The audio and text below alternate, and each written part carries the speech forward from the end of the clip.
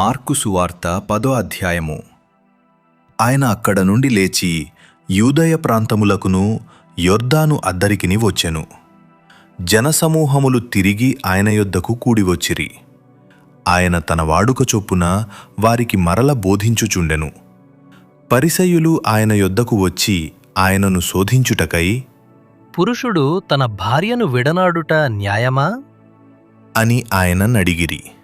అందుకాయన, మోషే మీకేమి ఆజ్ఞాపించెను అని వారినడిగెను. వారు, పరిత్యాగ పత్రిక వ్రాయించి ఆమెను విడనాడవలెనని మోషే సెలవిచ్చెను అని చెప్పగా, యేసు, మీ హృదయ కాఠిన్యమును బట్టి అతడి ఆజ్ఞను మీకు రాసి ఇచ్చను గాని సృష్టి ఆది నుండి దేవుడు వారిని పురుషునిగాను స్త్రీనిగాను కలుగజేసెను. ఈ హేతువు చేత పురుషుడు తన తల్లిదండ్రులను విడిచిపెట్టి తన భార్యను హత్తుకొనును, వారిద్దరూ ఏక శరీరమయ్యుందురు. గనుక వారిక ఇద్దరుగానుండక ఏక శరీరముగా నుందురు. కాబట్టి దేవుడు జతపరిచిన వారిని మనుష్యుడు వేరుపరచకూడదు అని వారితో చెప్పెను. ఇంటికి వచ్చి శిష్యులు ఈ సంగతిని గూర్చి ఆయనను మరల నడిగిరి. అందుకాయన, తన భార్యను విడనాడి మరి ఒకతను పెండ్లి చేసుకునివాడు తాను విడనాడిన ఆమె విషయమై వ్యభిచరించువాడగును. మరియు స్త్రీ తన పురుషుని విడనాడి మరి ఒకని పెండ్లి చేసుకునిన ఎడల ఆమె వ్యభిచరించునదగును అని వారితో చెప్పెను. తమ చిన్న బిడ్డలను ముట్టవలెనని కొందరాయన యొద్దకు వారిని తీసుకొని వచ్చిరి. అయితే శిష్యులు వారిని తీసుకొని వచ్చిన వారిని గద్దించిరి. యేసు అది చూచి కోపపడి, చిన్న బిడ్డలను నా యొద్దకు రానీయుడి, వారి నాటంకపరచవద్దు. దేవుని రాజ్యము ఈలాటి వారిదే. చిన్న బిడ్డ వలె దేవుని రాజ్యమును అంగీకరింపనివాడు అందులో నెంతమాత్రము ప్రవేశింపడని మీతో నిశ్చయముగా చెప్పుచున్నాను అని చెప్పి ఆ బిడ్డలను ఎత్తి కౌగిలించుకొని వారి మీద చేతులుంచి ఆశీర్వదించెను. ఆయన బయల్దేరి మార్గమున పోవుచుండగా ఒకడు పరుగెత్తికొని వచ్చి ఆయన ఎదుట మోకాళ్ళుని, సద్బోధకుడా, నిత్య జీవమునకు వారసుడనుగుటకు నేనేమి చేయుదును అని ఆయననడిగెను. యేసు, నన్ను సత్పురుషుడని ఏల చెప్పుచున్నావు? దేవుడొక్కడే గాని మరి ఎవడును సత్పురుషుడు కాడు. నరహత్య చేయవద్దు, వ్యభిచరింపవద్దు, దొంగిలవద్దు, అబద్ధ సాక్ష్యము పలుకవద్దు, మోసపుచ్చవద్దు, నీ తల్లిదండ్రులను సన్మానింపుము అను ఆజ్ఞలు నీకు తెలియనుగదా అని అతనితో చెప్పెను. అందుకతడు, బోధకుడా, బాల్యము నుండి ఇవన్నీయూ అనుసరించుచునేయుంటిని అని చెప్పెను. యేసు అతని చూచి అతని ప్రేమించి, నీకు ఒకటి కొదువగానున్నది. నీవు వెళ్ళి నీకు కలిగినవన్నీయు అమ్మి బీదలకిమ్ము, పరలోకమందు నీకు ధనము కలుగును. నీవు వచ్చి నన్ను వెంబడించుము అని చెప్పెను. అతడు మిగుల ఆస్తిగలవాడు గనుక ఆ మాటకు ముఖము చిన్నబుచ్చుకొని దుఃఖపడుచూ వెళ్ళిపోయెను. అప్పుడు యేసు చుట్టుచూచి, ఆస్తిగలవారు దేవుని రాజ్యములో ప్రవేశించుట ఎంతో దుర్లభము అని తన శిష్యులతో చెప్పెను. ఆయన మాటలకు శిష్యులు విస్మయముందిరి. అందుకు యేసు తిరిగి వారితో ఇట్లనెను, పిల్లలారా, తమ ఆస్తి యందు నమ్మికయించువారు దేవుని రాజ్యములో ప్రవేశించుట ఎంతో దుర్లభము. ధనవంతుడు దేవుని రాజ్యములో ప్రవేశించుట కంటే ఒంటె సూది బెజ్జములో దూరుట సులభము. అందుకు వారు అత్యధికముగా ఆశ్చర్యపడి, అట్లయితే ఎవడు రక్షణ పొందగలడు అని ఆయననడిగిరి. యేసు వారిని చూచి, ఇది మనుష్యులకు అసాధ్యమే గాని దేవునికి అసాధ్యము కాదు.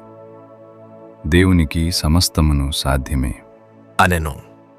పేతురు, ఇదిగో, మేము సమస్తమును విడిచిపెట్టి నిన్ను వెంబడించితిమి అని ఆయనతో చెప్పసాగెను. అందుకు యేసు ఇట్లనెను, నా నిమిత్తమును సువార్త నిమిత్తమును ఇంటినైనను అన్నదమ్ములనైనను అక్కచెల్లెండ్రనైనను తల్లిదండ్రులనైనను పిల్లలనైనను భూములనైనను విడిచినవాడు ఇప్పుడు ఇహమందు హింసలతో పాటు నూరంతలుగా ఇండ్లను, అన్నదమ్ములను, అక్కచెల్లెండ్రను, తల్లులను, పిల్లలను, భూములను, రాబో లోకమందు నిత్యజీవమును పొందునని మీతో నిశ్చయముగా చెప్పుచున్నాను. మొదటివారు అనేకులు కడపటివారగుదురు, కడపటివారు మొదటివారగుదురు. అనెను. వారు ప్రయాణమై యెరూషలేమునకు వెళ్ళుచుండిరి.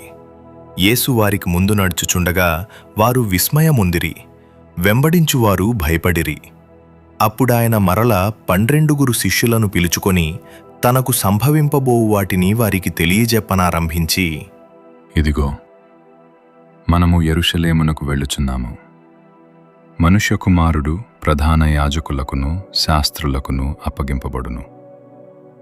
వారాయనకు మరణశిక్ష విధించి ఆయనను అన్యజనులకు అప్పగించెదరు. వారు ఆయనను అపహసించి ఆయన మీద ఉమ్మివేసి కొరడాలతో ఆయనను కొట్టి చంపెదరు. 3 దినములైన తరువాత ఆయన తిరిగి లేచును అని చెప్పెను. జెబెదయి కుమారులైన యాకోబును యోహానును ఆయన యొద్దకు వచ్చి, బోధకుడా, మేము అడుగునదెల్లా నీవు మాకు చేయగోరుచున్నాము అని చెప్పగా ఆయన నేను మీకేమి చేయగోరుచున్నారు అని వారినడిగెను. వారు, నీ మహిమయందు నీ కుడివైపున ఒకడును నీ ఎడమవైపున ఒకడును కూర్చుండునట్లు మాకు దయచేయుము అని చెప్పిరి. యేసు, మీరేమి అడుగుచున్నారో మీకు తెలీదు.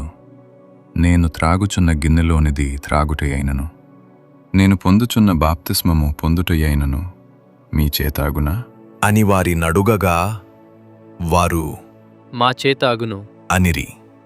అప్పుడు యేసు, నేను త్రాగుచున్న గిన్నెలోనిది మీరు త్రాగెదరు, నేను పొందుచున్న బాప్తిస్మము మీరు పొందెదరు. గాని నా కుడివైపునను ఎడమవైపునను కూర్చుండనిచ్చుట నా వశములో లేదు. అది ఎవరికి సిద్ధపరచబడెనో వారికే దొరుకును అని వారితో చెప్పెను. తక్కిన 10 మంది శిష్యులు ఆ మాట విని యాకోబు యోహాన్ల మీద కోపపడసాగిరి. యేసు వారిని తన యొద్దకు పిలిచి వారితో ఇట్లెనెను. అన్యజనులలో అధికారులని ఎంచబడిన వారు వారి మీద ప్రభుత్వము చేయుదురు. వారిలో గొప్పవారు వారి మీద అధికారము చేయుదురని మీకు తెలియను. మీలో అలాగుండకూడదు. మీలో ఎవడైనను గొప్పవాడై ఉండగోరిన ఎడల వాడు మీకు పరిచారము చేయువాడై ఉండవలెను. మీలో ఎవడైనను ప్రముఖుడై ఉండగోరిన ఎడల వాడు అందరికి దాసుడై ఉండవలెను. మనుష్యకుమారుడు పరిచారము చేయించుకొనుటకు రాలేదు గాని పరిచారము చేయుటకును అనేకులకు ప్రతిగా విమోచన క్రయధనముగా తన ప్రాణము ఇచ్చుటకును వచ్చెను అనెను. వారు యెరికో పట్టణమునకు వచ్చిరి. ఆయన తన శిష్యులతోనూ బహుజనసమూహముతోనూ యెరికో నుండి బయలుదేరి వచ్చుచుండగా తీమై కుమారుడగు బర్తిమయ్యను గ్రుడ్డి భిక్షకుడు త్రోవ ప్రక్కను కూర్చుండెను. ఈయన నజరేయుడైన యేసు అని వాడు విని, దావీదు కుమారుడా యేసు, నన్ను కరుణింపుము అని కేకలు వేయ మొదలుపెట్టెను. ఊరకుండుమని అనేకులు వానిని గద్దించిరిగాని వాడు, దావీదు కుమారుడా నన్ను కరుణింపుము అని మరి ఎక్కువగా కేకలు వేసెను. అప్పుడు యేసు నిలిచి వానిని పిలువుడి అని చెప్పగా వారా గ్రుడ్డువానిని పిలిచి, ధైర్యము తెచ్చుకొనుము, ఆయన నిన్ను పిలుచుచున్నాడు, లెమ్ము అని వానితో చెప్పిరి. అంతట వాడు బట్టను పారవేసి దిగ్గున లేచి యేసు నొద్దకు వచ్చెను. యేసు, నేను నీకేమి చేయగోరుచున్నావు అని వాని నడుగగా ఆ గ్రుడ్డివాడు, బోధకుడా, నాకు దృష్టి కలుగజేయుము అని ఆయనతో అనెను. అందుకు యేసు, నీవు వెళ్ళుము, నీ విశ్వాసము నిన్ను స్వస్థపరచెను అని చెప్పెను. వెంటనే వాడు త్రోవను ఆయన వెంట చూపు పొంది వెళ్ళెను.